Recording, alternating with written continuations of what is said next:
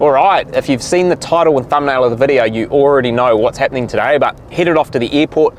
I'm by myself today. Glenn's unfortunately got to work. I've taken a day off in the middle of the week to go to this delivery appointment. It's going to be a bit of a busy day. I've already been here, there and everywhere this morning doing a few errands. I've got my number plates with me. We've got a tint appointment this afternoon, but I'm really excited to finally get back in a Tesla after 4 weeks of driving petrol and having to deal with filling up every 3-4 days. So just pulling into the airport now. Come along and I'll take you with me on the day.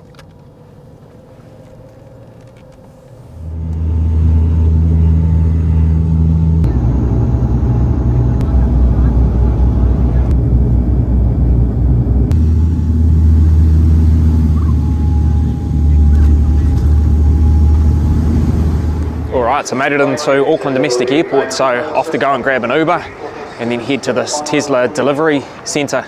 I don't think it's the actual Tesla showroom. I think they've got big warehouses set up at the moment to do the volume deliveries they're needing to do for these new Model Ys that have only just landed in the country this week. So we'll go find an Uber and head in there. Alright, so we got on the Uber nice and easy at domestic airport, so rideshare system's working really well there. That was super easy. So question you're probably wondering is what the heck? So we've owned this Tesla Model Y Tesla Model 3, sorry, for less than 9 months, and it's already gone out of the garage and off to get a new one. So the reason we got the Model 3 is it was the only one available at the price point other than the Model X, which definitely isn't at I guess a budget friendly price point. So owned that for 9 months, and then probably about 8 weeks ago, the Model Y, we got an email saying it had arrived in New Zealand. Deliveries were, they were taking orders for delivery in the August to December window.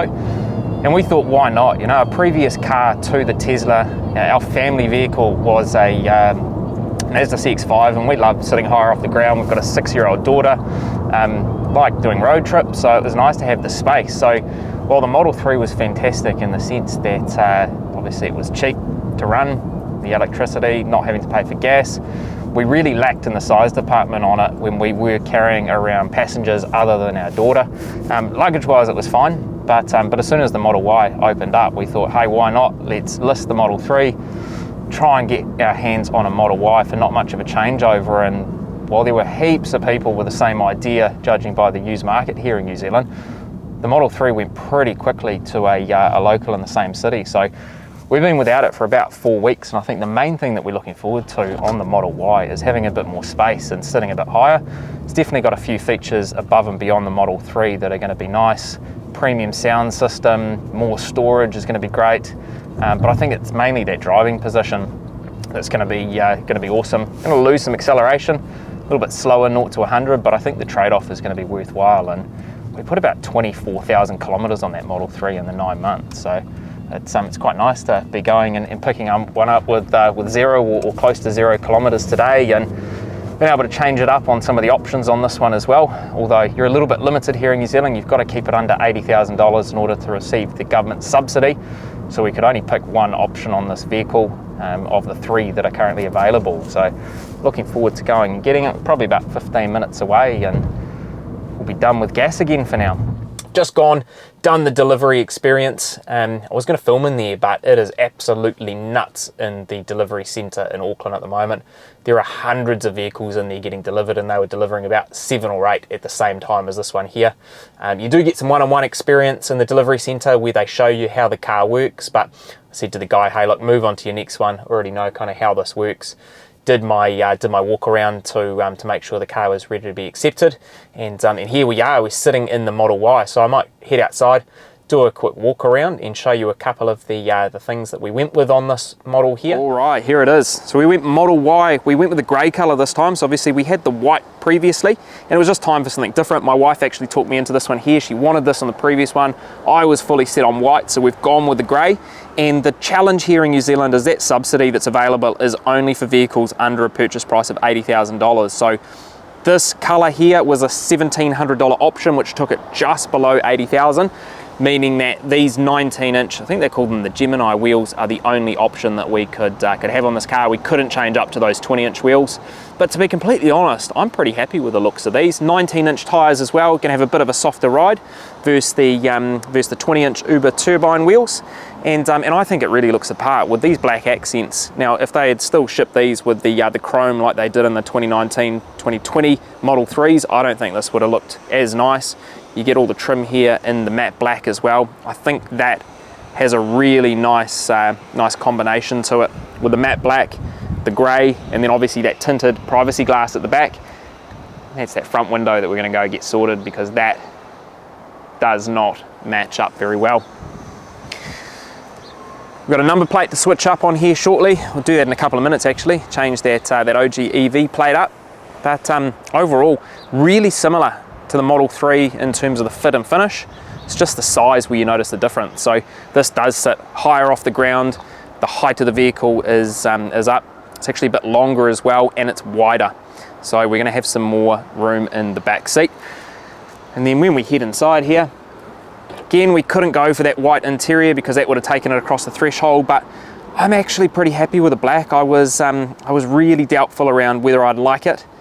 It's only been about 10 minutes so far, but I think the black actually fits in with what we've gone with on the exterior of this car. And I think one of the differences with the Model 3 versus this is you've got the unobstructed glass roof in here, whereas in the Model 3 you had the piece that went across here in the middle. So it's actually quite immersive when you're in the interior. You get the full premium sound in here as well, so you get your subwoofer. I believe it's 13 speakers. That's a no cost option, that's just standard on this here. Back seat, it's going to be nice, have a bit more room in there. And you can see, so these seats, obviously the vehicle's higher, but they sit on rails as well, raised up above the floor of the car, so that's where you get that elevated driving position from. You can see in the center tunnel area there. So right here you can tell straight away this cup holder is much wider than what it is in the Model 3. So you've got that extra room across ways, which is going to be really handy when we ride 3 up here, especially with my daughter's car seat. And then head around to the boot. Got more space in here too, and thankfully this did come with the home charger, which is good because we do have a wall charger to go on the wall in the new house.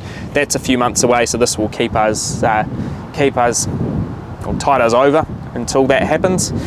If you order a vehicle now, this is a option. You have to pay extra for this, and I believe it's $600 here in New Zealand, so I'm stoked that we've got this. Really deep pockets down the side here as well.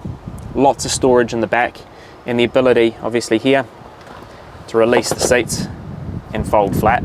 And one of the nice things in here too is the seats actually recline slightly, so a bit more comfort for your backseat passengers. So what I'm going to do, I'm going to quickly change over the license plate on this car. We'll get that OG plate on the vehicle, and then we'll head off to TintLab and get Seth to deal with these front windows.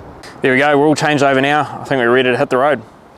So we just rocked up to TintLab here. Seth is your guy. If you need any tints anywhere in the North Island, come to TintLab, because he will look after you and make sure that your car is looking absolutely fantastic. So just having a bit of a chat with Seth just around these cars. This is the pretty much day 3 of deliveries here in New Zealand, so quite new to these. But what we've got on the back window is privacy glass, and then the front, we don't really have anything. It's pretty clear. So just having a chat with Seth, and your thoughts on the back window was percentage-wise, it's about... Percentage-wise, we can test it. So Seth's got his tint meter here. Reads around 23%. 23% on there. Quite a usual darkness for factory tinted windows on the rear. But the bigger issue is not the percentage, it's actually the color of the glass.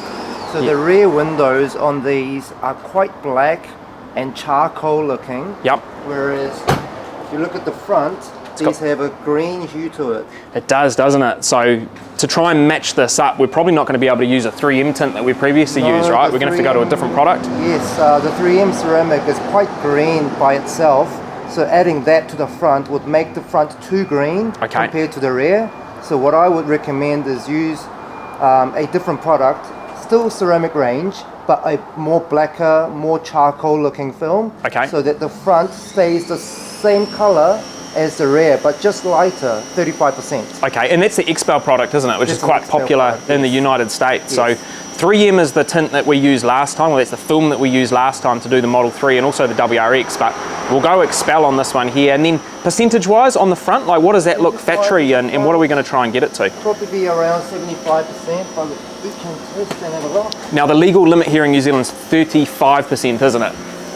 Look, the front is actually quite heavily from factory at 71%. Okay. So I'll probably have to use a 45% film to bring it down to 35 overall. Okay, and that gets us to basically that legal limit here in New Zealand, which is 35% all around, nothing on the front windscreen. We're not allowed to do that one there. No. So what we'll do is we'll hand this over to Seth, let him work his magic, and probably needs a car for what, couple of hours to do a Model Y if you're doing a couple of front windows? We're just doing the front too, so a couple of hours should be enough. And if someone's coming down here wanting their full vehicle done, let's say they bought a Model 3 and they want the whole vehicle?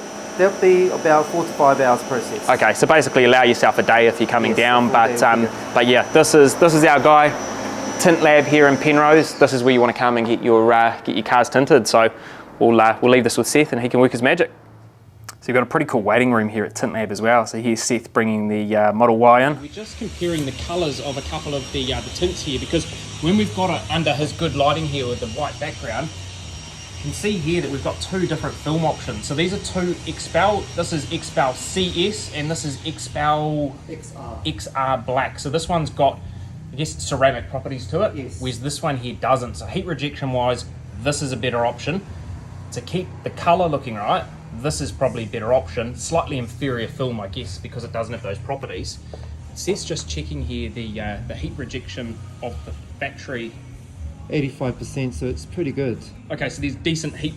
There's decent heat rejection happening there, yeah. Okay, in that infrared case, reading only 13% coming through it, which means it's blocking 87%. Most of it. Yeah. So in that case, I think that I'm leaning toward going with the tint that's going to match colour best here, because that way we've got all the other glass on the car, which is rejecting heat pretty well.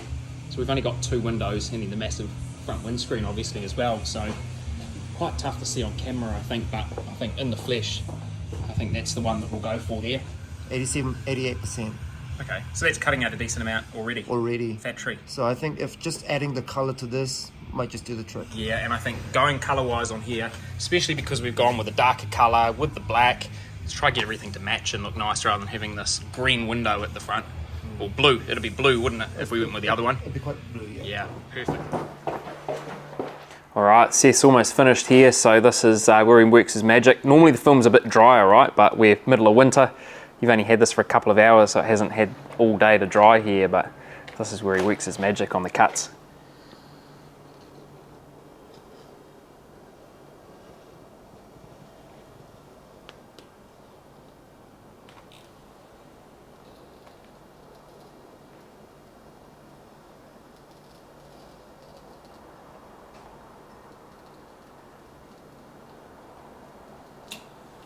And that there is one of the reasons why we love coming to Seth for our vehicles.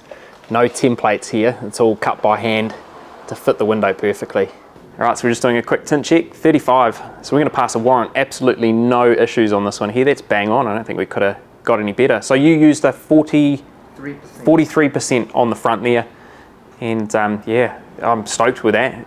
All right, so we're all done, about to hit the road again. Probably about 2.5 hours to get these windows done, maybe just under that, but really nice waiting room here. It's been quite relaxing actually. Get a bit of work done, watch a few YouTube videos, but we've got a pretty decent color match on there now. I'll show you this outside. It's probably not going to be the best reflection of it inside here, even though the lighting is fantastic, but absolutely stoked with how it's turned out. We'll hit the road now. We need to head to a Tesla Supercharger. We've got about 65% battery, so I want to get this closer to 100, so it not only makes the trip home nice and easy, but means that we're all good to go first thing tomorrow morning. All right, so made it to the Supercharger. So we're here at Sylvia Park. It's quite interesting actually. This is the first time that I've used a supercharger where when I've plugged in, it's given me a notification that it's a high use supercharger and the charge limit set to a certain percentage. So what it said when I plugged in is that this is high use. It'll only charge to 80% by default and then start to charge me those idle fees. So if you want to adjust that, you've got to do it manually. So I went in there, dragged the slider, to 100%, so we should have 100% by the time I get some dinner and we finish up here. Really empty supercharger as well. Never like this at Sylvia Park. I'm really surprised that I'm the only one here tonight. I mean, it is a weeknight, not a late night at the mall here, so that might play into it. Driven this for probably about 30 minutes total this afternoon on the way to TintLab, and then from TintLab to come here and charge up. And there are a few things that I really do like about this versus the Model 3, but I think we'll wrap those up in a separate video. So I think one of the mistakes that we made with the Tesla Model 3 is we only made about 2 videos about that over the last 9 months of ownership. So we won't make the same mistake with this vehicle. We'll make sure we bring you along the ownership journey, and that will start in a few days' time with a video talking about some of the accessories that we bought with this car and what's going to go in there. But make sure you drop us a comment if there's anything specific that you want us to film. We'll talk about specific to driving Teslas in New Zealand, specific to the Model Y. Let us know and we'll make sure that we try and incorporate it in a future video. But otherwise, thanks for coming along with me today on the Model Y pickup. Sorry there was no content from the delivery centre. That wouldn't have worked out very well. Those guys were absolutely flat tack getting the first few orders of these out in New Zealand. When I say first few, I mean first few hundred. There were a lot of vehicles there ready to be delivered. And something interesting that I noted there is there were no red Model Ys. So I wonder if the reds haven't been shipped yet. So potentially those who had, it was white, black and grey. They were super popular today. So I guess if you ordered one of those, you might have it earlier than others. I know that the shipment that we were expected was August through December. So stoked to have this now. I'm off to get a bite to eat. Thank you so much for watching. Make sure you hit subscribe for heaps more content on Tesla and the Model Y.